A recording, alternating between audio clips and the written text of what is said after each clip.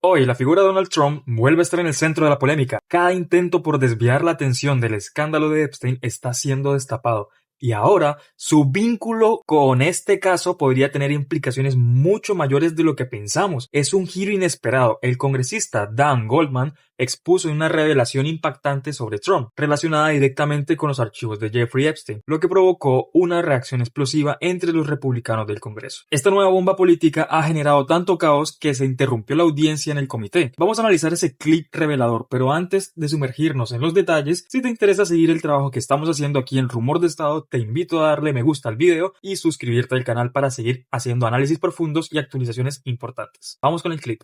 Homeland Security Committee conducting oversight of the president and his administration. Great, because there are many things that Congress should be conducting oversight over this administration. Donald Trump campaigned on finding convicted criminals who are unlawfully here in this country and deporting them. The worst of the worst, he said. Instead, he and his unidentified masked secret ICE agents are snatching and arresting immigrants from court proceedings, nonviolent, non-criminal immigrants pursuing legal pathways to immigrate to this country, and then illegally detaining them in horrific conditions, and even possibly deporting them despite the fact that they are here legally.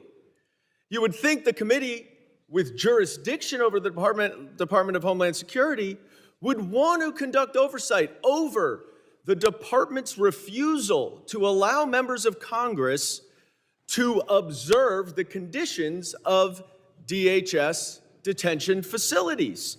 In fact, there is a specific statute that authorizes both Republicans and Democrats to conduct oversight over facilities that house or detain immigrants. But no, the department refuses. So we're here in the Homeland Security Committee, and I'm sure the Republican majority does not like it when this administration undermines its own authority, its own statutory authority, to conduct oversight. But no, instead of all of that, we are here talking yet again about Joe Biden. Newsflash, Joe Biden is not the president. He hasn't been the president for 7 months. So if we are going to conduct oversight here, why are we doing it about the Biden administration when this administration is literally detaining lawful permanent residents and even some U.S. citizens? And it gets worse. It's not just those masked ICE agents. There are many FBI agents who are being called away from their duties to investigate terrorism, violent gangs, child trafficking, and other crimes in order to help ICE arrest and detain immigrants with legal asylum claims, nonviolent. That makes our homeland less safe, not more safe. So we should hear from FBI Director Kash Patel about how many of his criminal investigators are being taken away from their criminal investigatory jobs, keeping Americans safe in order to help round up non-criminal immigrants trying to immigrate the right way. Some of these detainees are being held in Bureau of Prisons detention centers that are unfit for convicted criminals to stay in. We should hear from Pam Bondi about how much of the department's resources are being used to detain these nonviolent, non-criminal immigration detainees. And while they're here, we can ask them about a very pressing question. What's going on with the Epstein files? Donald Trump promised to release them. Pam Bondi said she had the files on her desk and that she was going to release them in the name of transparency. Kash Patel has spent years railing against the FBI to release the files. Many of my Republican colleagues were banging on the table to release the Epstein files. But now, all of a sudden, after a months-long review, Bondi and Patel say nothing to see here, no evidence that any American would want to see about accomplices, co-conspirators, or other people involved. Yesterday, the Republicans voted against releasing the files. So what's changed? Well, we all know Donald Trump has had a relationship with Jeffrey Epstein. He flew on his plane, he hung out at parties, spoke highly of him. And now there are many people saying that Donald Trump is included in the Epstein files. In fact, there are reporters who say that there are videos of him with topless women. Elon Musk even confirmed that Trump is blocking the release of these files because he's in them. Pam Bondi says there's nothing there. But Donald Trump even acknowledges that there is evidence there. It's just not credible. It's made up. This is a Truth Social post from 9:43 this morning. It is an admission that Donald Trump is in the Epstein files. And the American people deserve to know whether he is or not. Mr. Garbarino, Mr. Chairman, I would, pursuant to Clause 2K6 of Rule 11, not recognized. Your time has expired. Entonces, lo que expuso el congresista Goldman no deja lugar a dudas. Donald Trump, al referirse de los archivos de Epstein como falsos, está en efecto reconociendo su presencia en esos documentos, aunque intente restarles credibilidad. Este giro no es menor, ya que implica que Trump estaba al tanto de los archivos de Epstein desde sus últimos días en la presidencia. ¿Qué estaba intentando ocultar en ese momento? Es posible que la situación haya empeorado con el paso de los años. Esto sugiere un encubrimiento que viene desde mucho antes de su salida de la Casa Blanca, un esfuerzo que se extiende incluso en las acciones de figuras cercanas como Pam Bondi y Stephen Miller. Stephen Miller certainly doesn't want to sit in that chair and defend putting this 6-year-old battling leukemia into deportation proceedings. Tom Homan doesn't want to come here and defend why he thinks it's okay to target people based on their accent and the color of their skin. Yes, he said that. Thankfully, a California court has shut that down, and hopefully more lawsuits are brought across America to shut that down. But my Republican colleagues in Congress, they don't work for the administration. They are, theoretically, an independent branch of government. Article 1, the preeminent branch of government. So why do they go for this?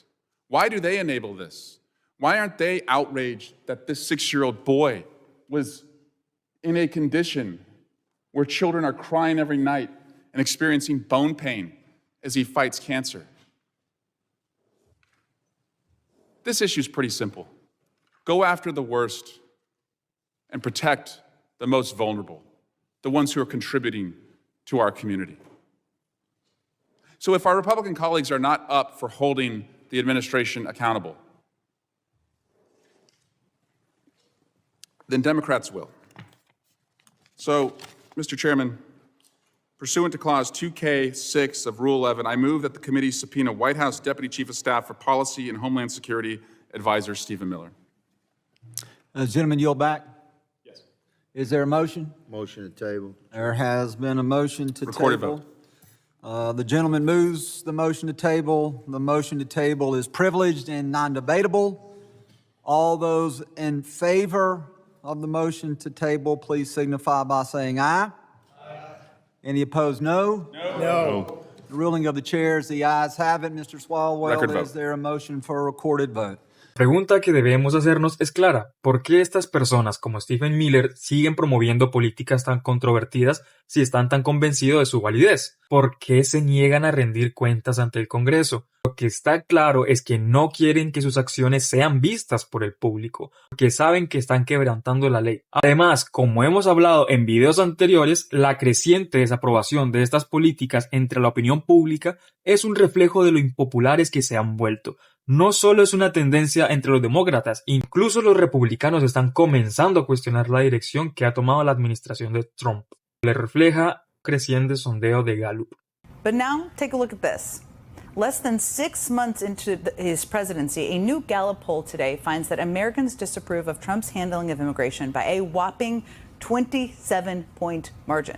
Just 35% of Americans approve of his immigration agenda. And it's not just Democrats or swing voters driving those numbers.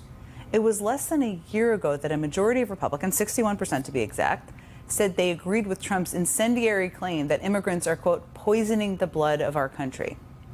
But now, today in this poll, 64% of Republicans say that immigration is good for the country, according to today's Gallup poll. Likewise, just last year, only 45% of Republicans thought immigrants in the country illegally should be given a path to citizenship. And today, that number in this poll is 59%. And it's not just polls that show Trump is losing ground on this. I mean, some of Trump's biggest allies are abandoning him on his number one priority. According to the Washington Post, conservative podcaster Joe Rogan, who was key to Trump's victory, confronted Trump directly about his cruel deportation agenda. According to the Post, Rogan pushed Trump to back off deporting workers who have not committed crimes. And just 3 days after having dinner with Trump, Rogan went on his podcast and said this. There's two things that are insane. One is the targeting of migrant workers, not cartel members, not gang members, not drug dealers, just construction workers showing up in construction sites and raiding them, gardeners. Yeah. Like, really? So it only took 6 months for Trump to lose support from the American public, even Joe Rogan, on what was supposed to be his signature policy issue. He's blowing through his political capital like it was a loan from his father, is one way of looking at it.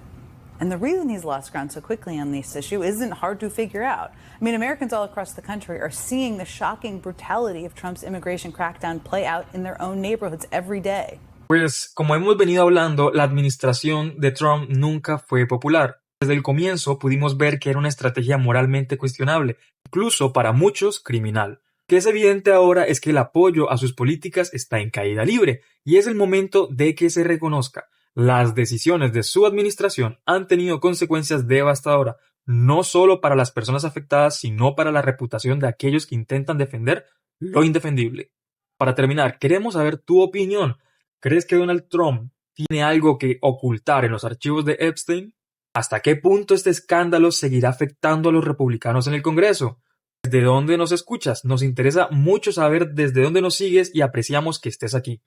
Si te ha interesado este video y quieres seguir conociendo los detalles más relevantes de la política estadounidense, te invito a suscribirte, darle me gusta y como siempre compartirlo. Nos vemos en el próximo Rumor de Estado.